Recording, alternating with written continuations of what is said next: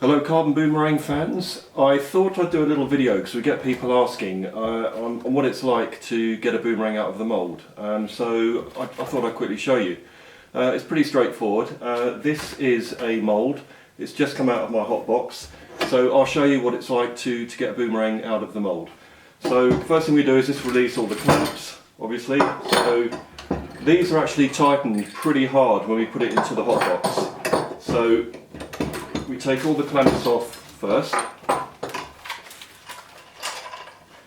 and you can see this particular boomerang here has got sort of some 6 clamps on it, which is quite typical for this size of boomerang.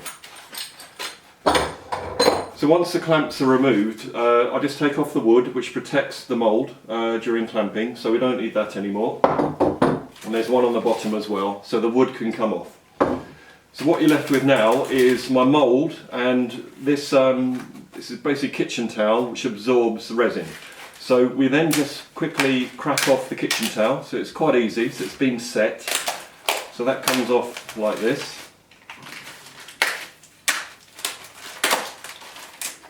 So it's quite a straightforward process. It leaves quite a clean finish as well, so that's good.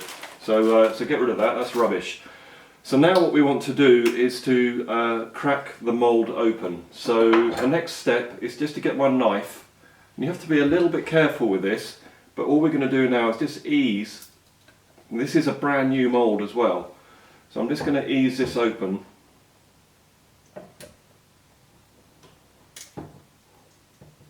And it's quite a tough one, this one. This is the first time I've got a boomerang out of this mould.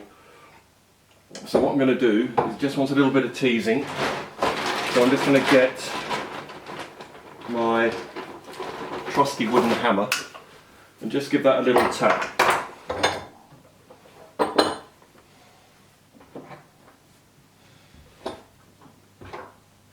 And normally these open quite easily, but because this is a brand new mould, it's just proving just a little bit problematic. But after you've opened these a few times and you've used it, it's fine. Right, I'm just getting a bit of a release there, so I just slide the knife carefully along, because it's quite brittle, this mould material, so you want to be careful not to crack it. So very carefully just separating out the 2 mould halves. So what we then have is, we have your boomerang. So we've got here a snake. So the next step, you can see that like that. So the next step is really just to give this a quick polish, which is always a good idea. And on here you can see I've just got a slight blemish there, so I'll have to make sure that mould's just finished off, so that it doesn't affect any future boomerangs. So with a brand new mould, you always get a couple of little teething problems. Then the next step is to just apply a little polish to the boomerang surface. Really gives it a nice mirror shine. I mean, it's already quite good anyway, but this just gives it another level of finish. And this is just simply some car bodywork paste.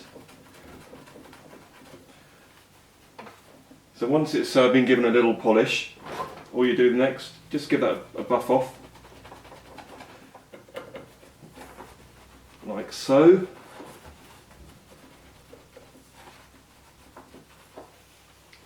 And then the final stage is just to remove the boomerang from the mould, and hopefully again, this shouldn't be too hard, but with a new mould, who can tell? So just using my knife here, just very gently, just teasing. I just want a little bit of play at the end, like so, because then I can get my knife underneath like that and just ease the boomerang out.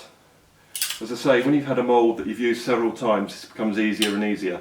But this is the first time I've had a boomerang out of this mould. But it's a good release, it's quite easy. And there you go. So what you're left with is a fairly clean finished mould. Just give that a bit of a clean up for the next one that I make. But more importantly, we have your MTA.